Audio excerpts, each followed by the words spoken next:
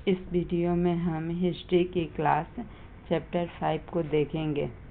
जनजाति खाना बदोश और एक जगह बसे हुए समुदाय मतलब लोग होते हैं, इसके बारे में समझने की कोशिश करेंगे। यहाँ इससे पहले हम चैप्टर 4 तक कंप्लीट करवा चुके हैं। आप लोग यूट्यूब पे जाकर देख लीजिएगा, या सभी चीज़ों का प्लेलिस्ट बना हुआ है, उसमें भी आप जाकर देख सकते हैं एक एक करके। चलिए स्टार्ट करते हैं।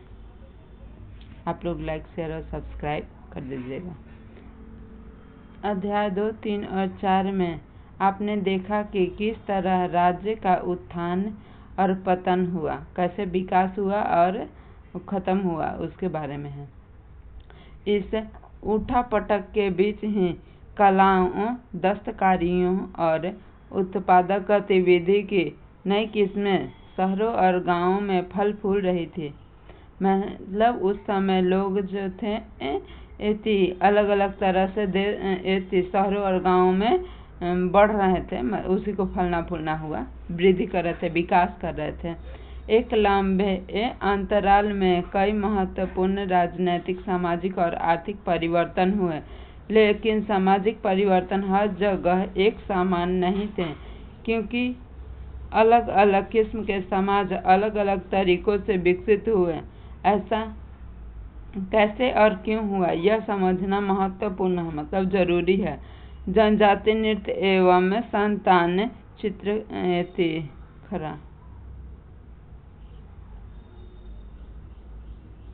जिसको हम बोले उससे आप लोग कॉपी में नोट कर लीजिएगा। इस उपमहाद्वीप के बड़े हिस्से में समाज वर्ण के नियमानुसार पहले से ही विभाजित था। ब्राह्मण द्वारा सुझाए गए नियम बड़े बड़े राज्यों के राजाओं द्वारा स्वीकार किए गए थे। इससे ऊंच और नीच या अमीर और गरीब के बीच का फासला बढ़ा। दिल्ली के सुल्तानों और मुगलों के काल में श्रेणीबद्ध समाज ज्यादा जटिल हुआ, मतलब विकास हुआ। बड़े शहरों से परे जनजातीय समाज, अलबत्ता दूसरी जगह के समाज भी उस समय मौजूद थे। उपमहाद्वीप के कई समाज ब्राह्मणों द्वारा सुझाए गए सामाजिक नियमों और कर्मकांड को नहीं मानते थे, मतलब लोग अपनी करते थे, बल्कि पंडित वगैरह के चक्कर में नहीं पड़ते थे। और न ही कई असमान वर्गों में विभाजित है, मतलब जाति वाति में भी उस समय लोग नहीं विभाजित बटे हुए थे। अक्सर ऐसे समाजों को जनजातीय कहा जाता है।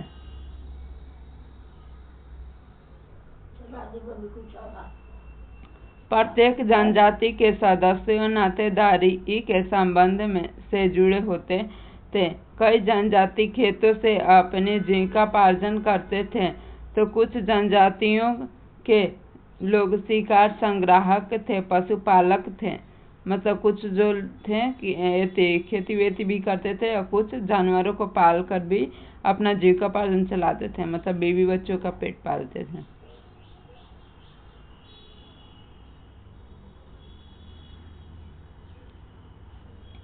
प्राय वे अपने निवास स्थान के प्राकृतिक संसाधन का पूरा इस्तेमाल करने के लिए इस गतिविधि का मिला जुला रूप अपनाते थे। कुछ जनजातीय खाना बदोश थे और वे एक जगह से दूसरी जगह घूमते रहती थी। जो जनजातीय समूह संयुक्त रूप से भूमि और चारागाहों पर नियंत्रण रखते थे और अपने खुद के बनाए गए नियमों के आधार पर परिवारों के बीच इनका बंटवारा करते थे। उपमहाद्वीप का एक भौगोलिक मानचित्र देखिए और इसके इलाके बताइए जहां जनजाति लोग रहे होंगे।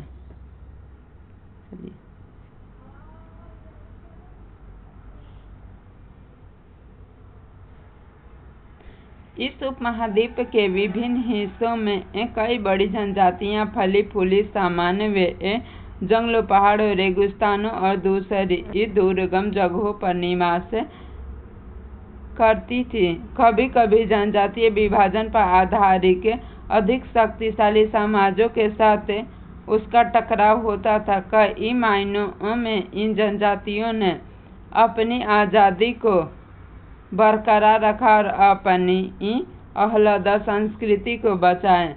लेकिन जाति आधारित और जनजातीय समाज दोनों अपने विभिन्न किस्म के जरूरत के लिए एक दूसरे पर निर्भर रहें। टकराव और निर्भरता के इस संबंध में दोनों तरह से समाजों को धीरे धीरे बदलने का काम भी किया।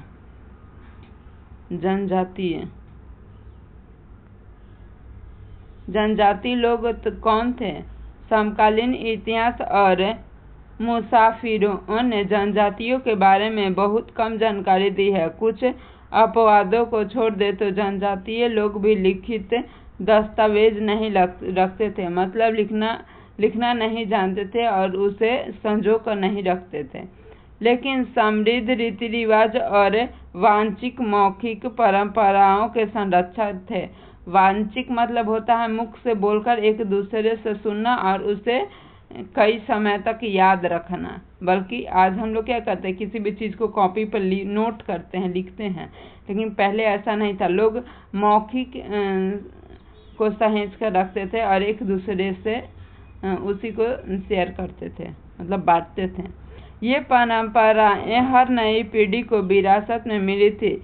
आज इतिहासकार जनजातियों का इतिहास लिखने के लिए इस वाचिक परंपराओं का इस्तेमाल करने लगे। जनजातीय लोग भारत के लगभग हर क्षेत्र में पाए जाते थे। किसी भी जनजातीय का इलाका और प्रभाव समय के साथ साथ बदलता रहता है। कुछ शक्तिशाली जनजातियों का बड़ा इलाकों पर नियंत्रण होता है, मतलब बड़े से क्षेत्र पर नियंत्रण करना, देख रेख करना। पंजाब में खोर जनजाति, नोट कीजिएगा, पंजाब में खोर जनजाति 13वीं और 14वीं सदी के दौरान बहुत प्रभावशाली थी। पंजाब में खोर जनजाति 13वीं और 14वीं के समय बहुत ही प्रभावशाली थी, मतलब वहाँ रहती थी। इसके बाद में गोखर लोग ज़्यादा महत्वपूर्ण हो गए। उनके मुखिया कमल खान गखर को बादशाह अकबर ने मुसद्दार बनाया था। मुल्तान और सिंध में मुगलों द्वारा अधीन कर दिया जाने से पहले लंका और अरघुन लोगों का प्रभुत्व अत्यंत विस्तृत क्षेत्र पर भी था।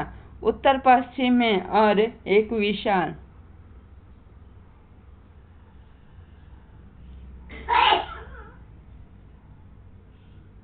देखिए कहाँ कौन सी जनजाति पाई जाती थी उसके बारे में यहाँ दिया हुआ है।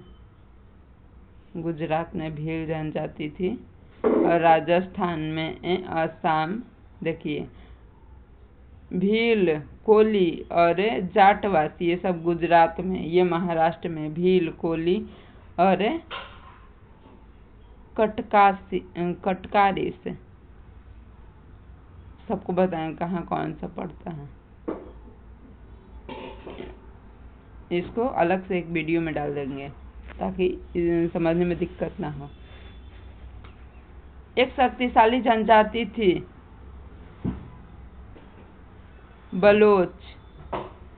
वे लोग अलग अलग मुखिया वाले कई छोटे कुलों में बटे थे, तो इसे याद रखिएगा। बलोच जनजाति तो जो अलग अलग मुखिया के कई छोटे छोटे कुलों में बटे थे।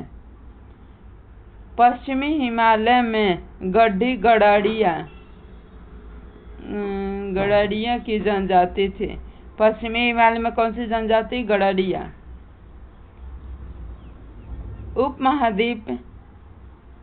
उपमहाद्वीप के सुदूर उत्तर पूर्व भाग पर भी नागा, अहोम और दूसरी जनजाति का भी पूरी तरह प्रभुत्व था। मौजूद बिहार और झारखंड, कहाँ? बिहार और झारखंड के कई इलाकों में 12वीं सदी तक चेर सरदार शाहियों का उदय हो चुका था।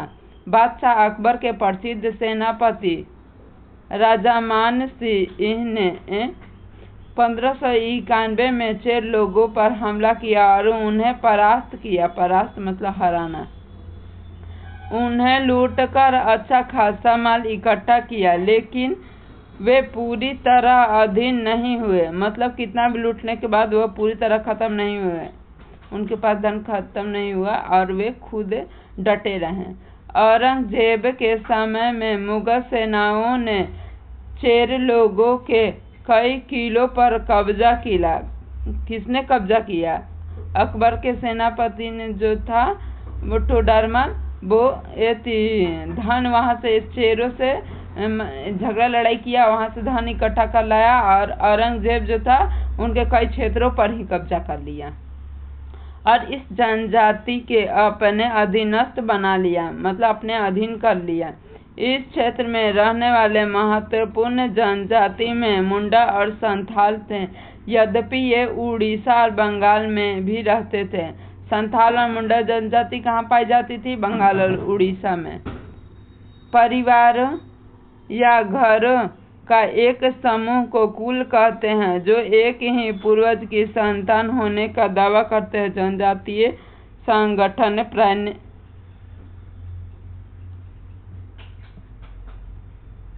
नातेदारी या कुल संबंधी निष्ठा पर आधारित हैं।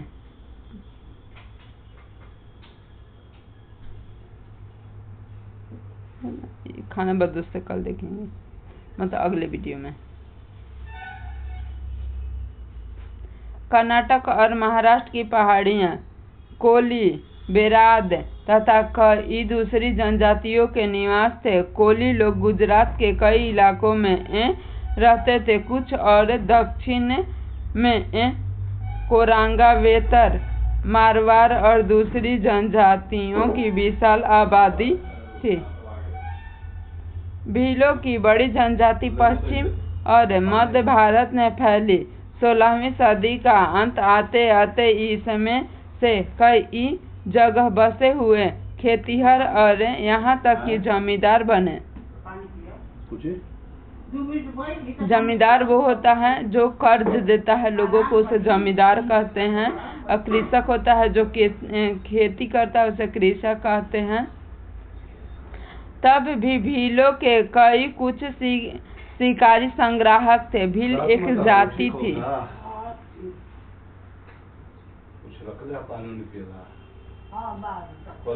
और कुल शिकारी संग्राहक बने। मौजूद भील जनजाति कहाँ कहाँ पाई जाती थी?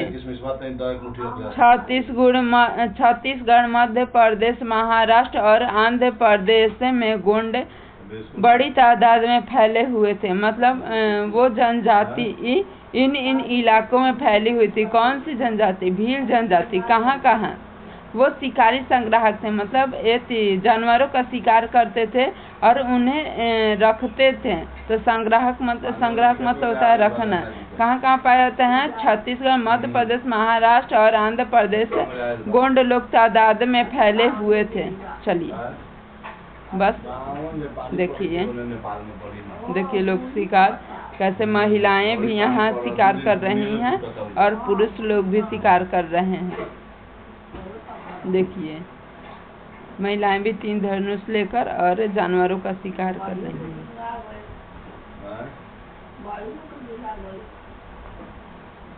ये कौन है? भील लोग हैं, भील जनजाति। रात में भील लोग हिरण का शिकार कर रहे हैं। तो उस समय महिला और पुरुष दोनों मिलकर शिकार करते थे और अपना जीविकोपार्जन के लिए चीज़ों को इकट्ठा करते थे। चलिए आप लोग लाइक शेयर और सब्सक्राइब कर दीजिएगा, अपने दोस्तों में शेयर कर दीजिएगा। चलिए चलते हैं और अगले वीडियो में हम लोग देखेंगे खाना बदोश और घुमंतू लोग कैसे रहते थे। जय हिंद, जय भारत, बाय।